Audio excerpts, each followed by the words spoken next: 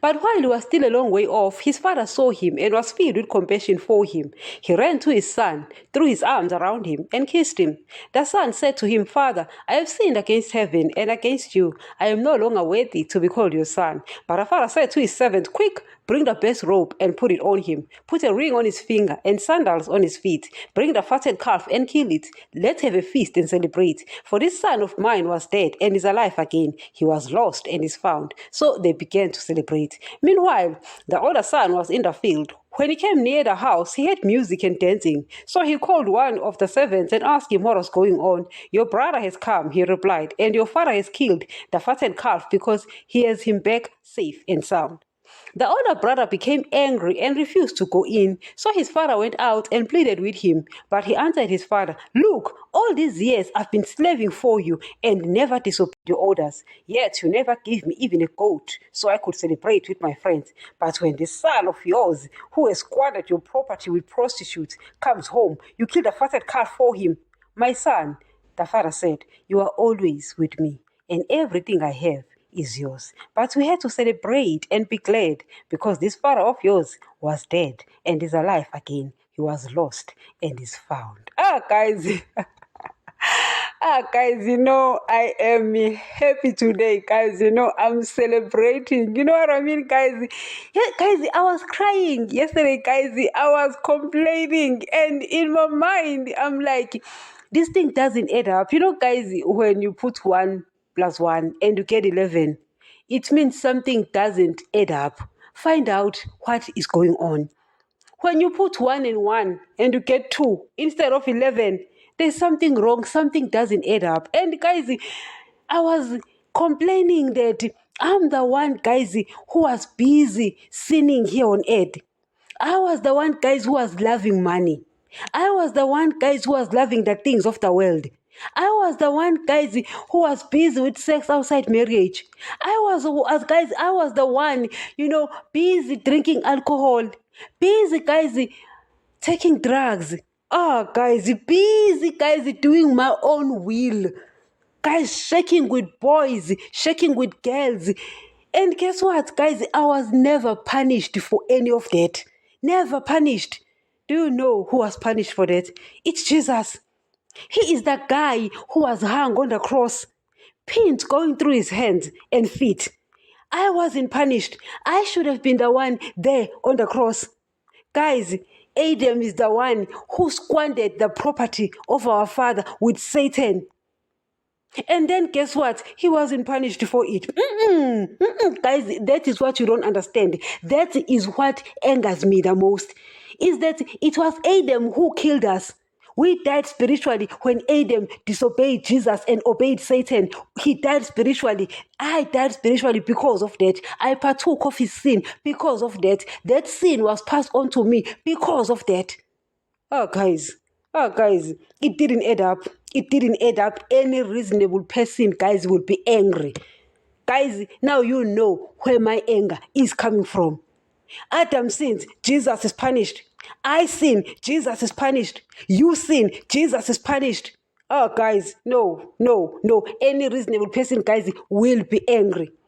I look at pastors, guys, opening churches. They will tell you that there is no hell. Excuse me. Jesus didn't say that. The guy who suffered, the guy who was punished didn't say that. You open a church, you tell me that I should pray to Mary, to this thing called rosary. And then you tell me to kiss statues. Jesus is preaching against that. You open a church, you tell me that God wants me to run after riches, earthly blessings, prosperity. And you tell me that there is forever forgiveness. Once saved, saved forever. Meaning I shouldn't stop sinning. That guy was punished for my sins.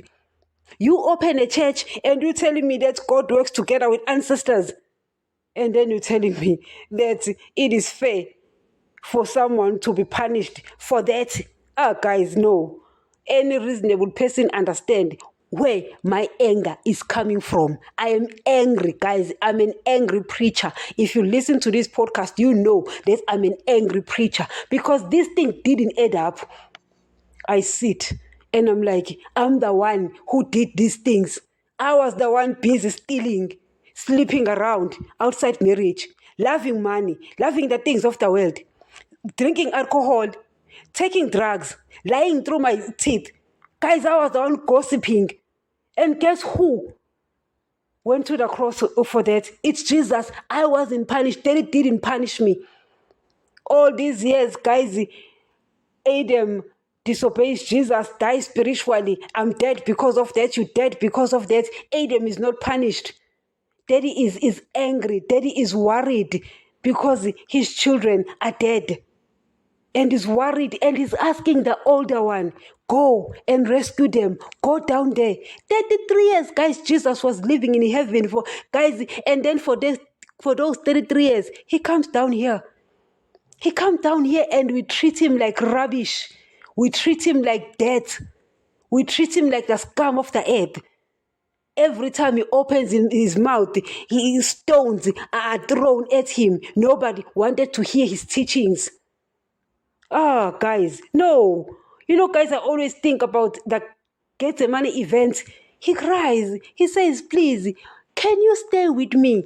He's begging them, can you please stay with me? He calls Peter, James, and John. He says, can you stay with me? He was looking for people who would comfort him, support him. They couldn't. They didn't understand the agony he was going to go through.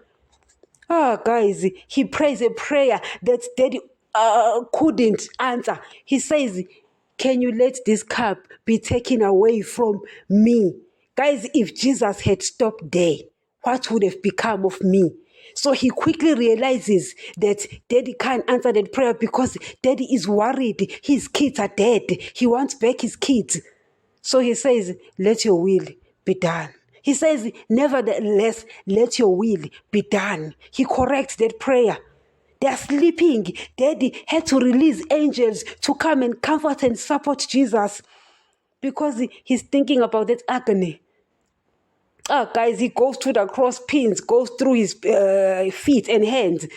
I sinned. He's the one punished for that. Daddy, guys, you need to understand that Daddy, his eyes are too holy to behold evil. His eyes are too holy. Daddy, guys, could have been the one who would have came down here and suffered and rescued us. But no, because he's too holy, guys, cherubims are there guarding his holiness. Because he can't. The sky is separating us from him. We can't even see him. Why? Because the wolves are here. Satan and his wolves and his children are here running the show in churches, opening churches and preach their own beliefs. Someone had to suffer for that. We were not punished for that. Jesus was punished for that. So I sat down and I'm like, this doesn't add up. And guys, Daddy begs Jesus, begs the older guy. He says, no, please, my son, go down there, rescue them. Rescue them. Any reasonable person, guys, I understand that you can't reason with an unreasonable person, but a reasonable person, a sheep, will understand why I'm angry. And guys, Jesus, rightfully so, he had to be angry. Let us go to this scripture, guys. It's taken from, I'm trying to go up. It's taken from the Gospel of Luke 15. So, down here, verse 28, it says, the older brother became angry and refused to go in. So his father went out and pleaded with him. You see, guys, Daddy is now pleading with Jesus because Jesus is angry. But he answered his father, look, all these years I've been slaving for you and never disobeyed the orders. And he never, guys, it says that Jesus, guys, he fought against sin to the point of shedding blood. He never. Guys, you are having a funky time here on earth. You are busy entertaining sin, loving money, loving the things of the world, you're calling them blessing, yet you're calling yourself a Christian. You're busy with sex outside marriage. You're busy running after your career. You're dreaming big. Jesus didn't come here for a funky time. He came here to save us. And then, guys, I sit and I'm like, no, this thing doesn't add up. It's just ended there. He suffered for me. He was punished for that, and it ended there. Guys, that's why I was angry. And then, guys, now, this one makes sense. The guy is angry. The older son is angry. It makes sense. To me, I see, I'm like, yeah, this thing makes sense. The older son is angry. Why? He never disobeyed. He said, I've never disobeyed your orders. Never once. I've been slaving for you. I went down there to rescue your kids, and you never gave me anything.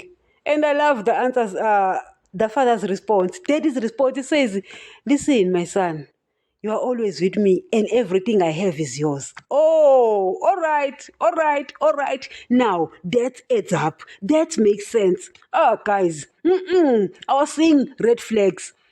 I sin, and then someone else is punished for that. No, that doesn't add up. But now the father is responding. It makes sense.